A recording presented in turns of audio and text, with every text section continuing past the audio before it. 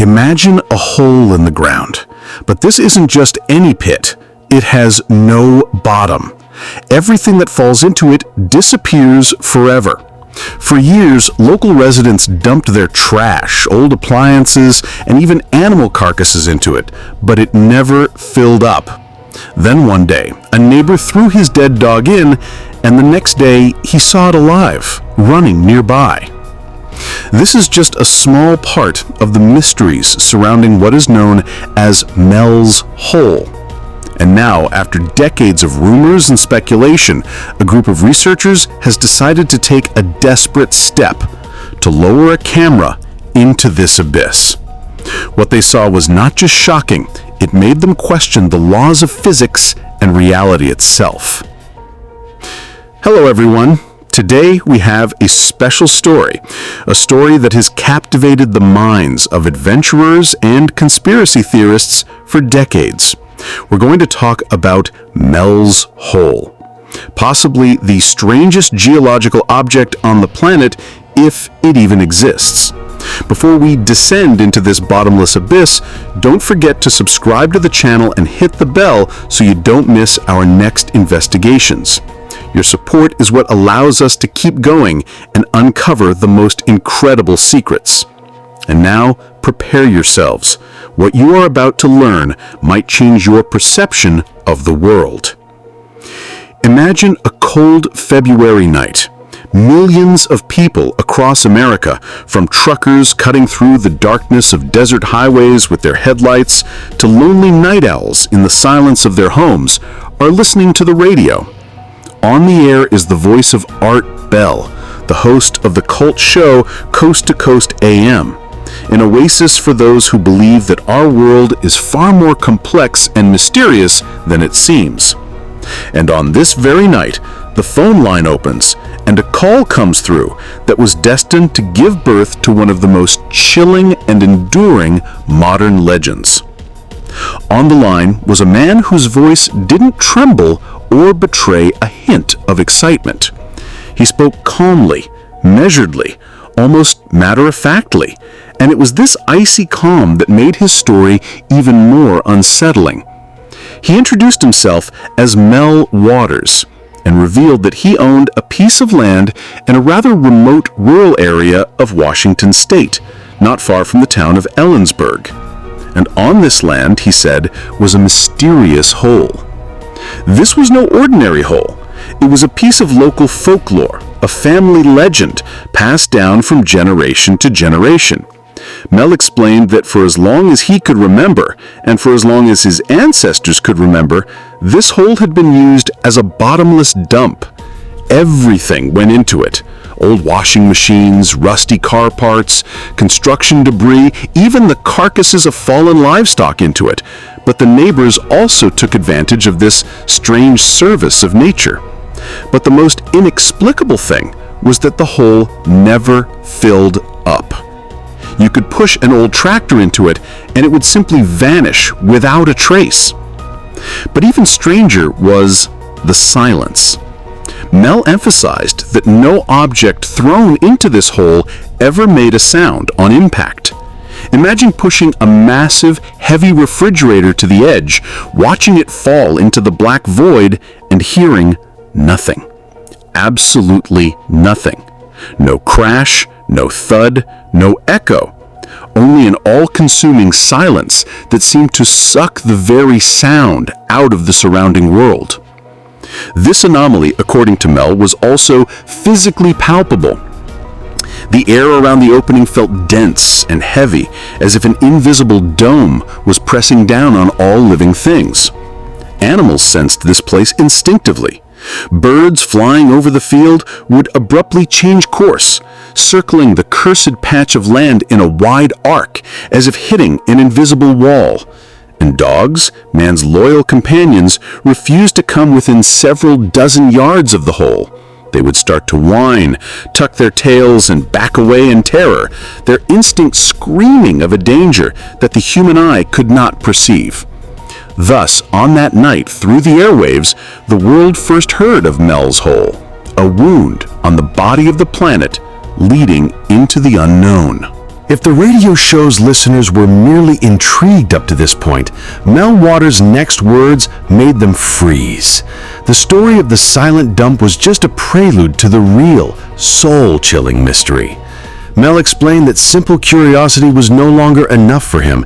He needed to know just how deep this anomaly on his land was. One day, armed with everything he needed, he began an experiment that would forever change his understanding of reality. He took several large spools of the strongest fishing line he could find and tied a heavy lead weight to the end. Approaching the edge of the yawning void, he began his descent into the unknown. The first spool unwound with frightening ease. The line simply disappeared into the darkness, meeting no resistance. 1,000 feet, 2,000, 5. The tension grew, but there was still no bottom. Mel attached one spool after another, watching as miles of line vanished into the Earth's incomprehensible maw. According to him, he unspooled 15 reels. He lowered the weight to a depth exceeding 80,000 feet. That's more than 24 kilometers straight down into the planet, and the line still hung freely in the void, never touching the bottom. For a moment, it's worth grasping the scale of this claim. The deepest point in the world's oceans, the Challenger Deep and the Mariana Trench, goes down about 11 kilometers. The deepest borehole that humanity painstakingly drilled over 20 years barely exceeded 12 kilometers. The existence of an open cavity of such depth in the Earth's crust is not just a geological puzzle. It's a direct violation of the laws of physics. The incredible pressure and heat of the Earth's interior should have caused it to collapse millions of years ago. But Mel's hole, according to him, existed, defying everything we know about our world. It was at this moment, when the listeners' minds were already stretched to their limits, that Mel told a story that transformed this anomaly from a scientific paradox into a source of primal terror. He spoke of his neighbor, whose beloved dog had died of old age. Grief-stricken and unsure what to do with the body, the neighbor did what seemed practical. He brought the lifeless dog to the hole and dropped it into the darkness. That was the end of the story, he thought. But the next day, passing by the same field, the neighbor froze in place, his blood running cold. Near the chasm, he saw his dog, alive. It was running through the grass, looking perfectly healthy and unharmed. Recovering from the shock, he called its name, but the dog didn't even turn its head. He moved closer, but the dog ran off, keeping its distance. It was his animal, but at the same time, it wasn't. There was no recognition in its eyes, none of the love and loyalty he had known its entire life. This was a creature with the same appearance, but with a strange, empty, and detached soul. The dog never returned home, remaining a wild phantom running along the edge of the abyss from which it had returned. This detail shifted the focus. Mel's hole was no longer just a hole.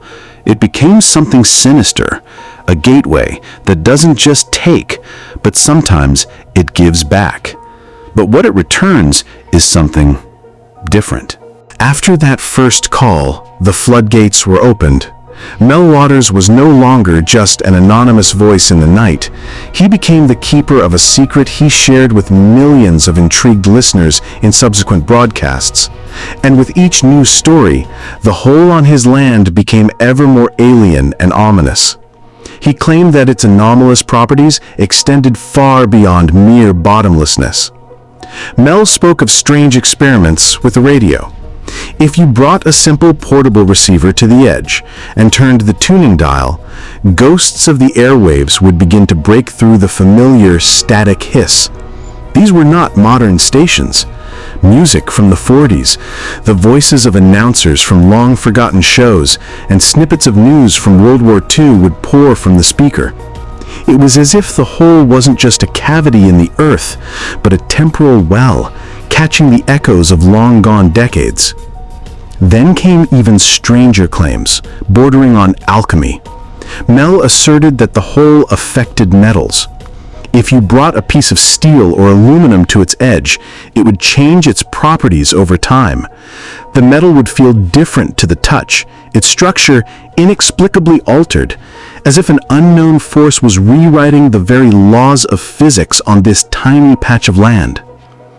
But perhaps the most frightening and visually stunning phenomenon Mel described was the black beam. He said he had witnessed on several occasions a column of absolute, unnatural blackness erupting from the impenetrable darkness of the hole into the night sky. This was not a shadow or an absence of light. It was an active, all-consuming substance. If you shone the beam of a powerful flashlight at it, the light would simply vanish, eaten by this black pillar. It was a silent, terrifying spectacle, a vertical scar cutting through the very fabric of the night. Of course, such stories could not remain mere late-night tales for radio listeners forever. Someone very serious and influential was also listening to these broadcasts. As Mel told it, his secluded life was soon disrupted. One day, dark cars appeared on his driveway, and men in stark, nondescript uniforms emerged. They didn't look like local police. They moved with a cold, business-like efficiency, immediately cordoning off the entire area around the hole. Mel wasn't threatened. He was made an offer that, as they say in the movies, he couldn't refuse. Government representatives offered to lease his land indefinitely for a sum that would ensure a comfortable life for him and his family for the rest of their days. There was only one condition, but it was absolute. He had to leave the country immediately and forget the hole ever existed. Complete silence in exchange for a new life. Mel claimed he accepted the offer and used the money to move to Australia, leaving his secret behind forever. And the story might have ended there, fading into mere legend if not for the internet age. Years later, when Google Earth satellite imagery became available to everyone, enthusiasts and researchers rushed to find the supposed location of Mel's farm. What they claimed to have found only added fuel to the conspiracy theories. At the spot where the hole was thought to be, the satellite map showed a perfectly cut, sterile white rectangle, a clear sign that someone had intentionally removed this piece of the image. For many, this digital censorship became the final, chilling proof. Even if Mel had been silenced, the secret he guarded was deemed too important and dangerous for the world to see. And so we come to the heart of our story, to the moment that for decades remained only a hypothesis, a hot topic of debate on late-night forums and in secret chat rooms. Mel Waters' original accounts made no mention of an attempt to look into his abyss, but the idea of lowering a camera down there was so obvious and tempting that it literally hung in the air, becoming the missing, climactic chapter of the legend. And now, in our narrative, we will imagine that this chapter was finally written. Imagine that a group of independent researchers, people obsessed with this mystery, poured all their resources and energy into doing what perhaps even the government didn't dare to do. In deep secrecy, under the cover of a pre-dawn fog, they arrive at the supposed location. Their equipment looks like something out of a science fiction movie. A massive winch, capable of handling tons of load, hums quietly, ready to unspool miles of a gossamer-thin yet incredibly strong fiber optic cable. And at its end is their only eye, their sole emissary into the unknown, a sealed, reinforced camera built to withstand colossal pressure and extreme temperatures. With bated breath, they activate the probe and begin the descent. The first few meters of the descent promise nothing unusual. On the monitor inside their van, a shaky image appears, snatched from the darkness by a powerful spotlight. It's a familiar sight. Rough earth, clay, embedded rocks, cracks, and plant roots. Everything you'd expect from a deep well or an abandoned mine shaft. They can hear small pebbles dislodged from the walls tapping against the camera's housing. 100 meters, 2, 3. Everything is going according to plan. But then, suddenly and without any transition, everything changes. The rocky, uneven walls vanish as if sliced away by a laser. What the camera shows now resembles no known geological formation. The walls become perfectly smooth, black with a glossy sheen, as if they were melted from the inside by some unimaginable heat. The surface is like obsidian or volcanic glass, but there isn't a single seam, not a single crack. The structure looks unnatural, almost artificial, as if the probe has entered a gigantic man-made tunnel. And most unsettlingly, everything is gone. No trace of the decades of trash, no rusty husks of machinery, no old tires or animal bones that, according to the legend, had been thrown down here for decades. Only complete, absolute, sterile emptiness. It's as if the hole didn't accumulate things but erased them, annihilating everything that fell into it without leaving the slightest trace. Mile after mile, the cable descends into darkness, and the silence in the researchers' van becomes almost palpable. They sit, riveted to the screen, their faces illuminated by its cold light. And then, at a depth that is already breathtaking, reality begins to fail. The equipment on the surface suddenly springs to life. The needles on analog gauges start to tremble, and digital displays show chaotic spikes of anomalous electromagnetic energy. The image from the camera, previously crystal clear, begins to flicker. Waves of static ripple across the screen, and bright-colored bands distort the perfect blackness of the walls. But the most terrifying thing comes not through the eyes, but through the ears. The highly sensitive microphone on the probe, which had until now transmitted only dead silence, begins to pick up a sound. It's not the scrape of rocks or the howl of wind in a tunnel. It's a deep, low-frequency, vibrating hum that seems to penetrate to the very bone. It's unlike anything terrestrial. It's not mechanical or geological. It is rhythmic, alive. The sound presses on the eardrums and on the psyche itself, even through the speakers, inducing an irrational primal anxiety. It's as if they have trespassed where they should not be, and the place itself is breathing its displeasure back at them. The winch groans, operating at the very limit of its capacity. The cable is taut as a bowstring under the weight of its own multi-mile length. And at that moment, through the growing veil of static, the camera transmits its final, most horrific images. For a few seconds, the picture stabilizes, and what the researchers see is forever burned into their memories. This is not geological rock. This is not the bottom. The tunnel walls turn out not to be walls at all. The camera is inside something indescribable, something that resembles a gigantic, unimaginably large organic structure. The researchers are looking at what can only be described as the insides of a colossal, unknown creature. Giant vein-like fibers pulsate in time with that same hum, emitting a sick, dull crimson glow. Drifting slowly in this terrifying living environment are dark, amorphous shadows, forms that could be called living beings, but unlike any creature known to science. They move lazily as if an integral part of this pulsating organism. And the most horrifying thing happens in the final second. One of these shadows detaches from the wall, turns, and looks directly into the camera lens. There are no eyes, no face, but there's an undeniable sense of a directed, conscious gaze. A gaze from the abyss itself. At that very instant, the connection is severed with a deafening crackle of static. All the instruments on the surface go haywire, their screens going dark. The winch begins to convulse, trying to wrench the cable from the depths, and then comes a monstrous, tearing sound of metal.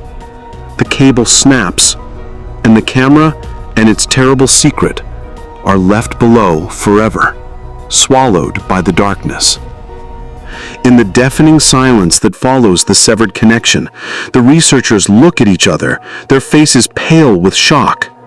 What they saw, or what they thought they saw in the chaos of static, has thrown them into a state bordering on terror. What could it have been? A gateway to an alien, incomprehensible world, as the boldest theorists suggested? The lair of an ancient leviathan sleeping in the bowels of the planet? Or perhaps the Earth itself is not just a rock hurtling through space, but a living, thinking organism, and Mel's hole is an open wound leading directly to its beating heart? But it is here, at the peak of fantastical speculation, that we must hit the brakes and return to the cold light of reality. Despite the hypnotic allure of this legend, no convincing physical evidence of Mel's hole has ever been found. Numerous investigations by journalists and enthusiasts have failed to locate the hole itself or any official records of a man named Mel Waters owning land in the specified area. Most scientists and geologists agree that Mel's story is a masterpiece of modern folklore, a talented hoax born on the late-night airwaves. It was likely inspired by a real but far less mysterious object, such as a deep, abandoned mine shaft surrounded by local tall tales. So why has this story, most likely fabricated from beginning to end, captured the imagination of millions so powerfully? Perhaps because it touches upon our deepest fears and our innate curiosity about the great unknown. The idea that right beneath our feet, under the thin crust of civilization and scientific knowledge, might exist something that defies all the laws of nature is simultaneously terrifying and irresistibly attractive. Mel's hole is not just a hole in the ground. It is a symbol of the bottomless abyss of our own ignorance about the world we live in. So, what do you think about this story? Was Mel's hole a real anomaly, carefully concealed by the government, or just a clever fabrication for a radio show that took on a life of its own?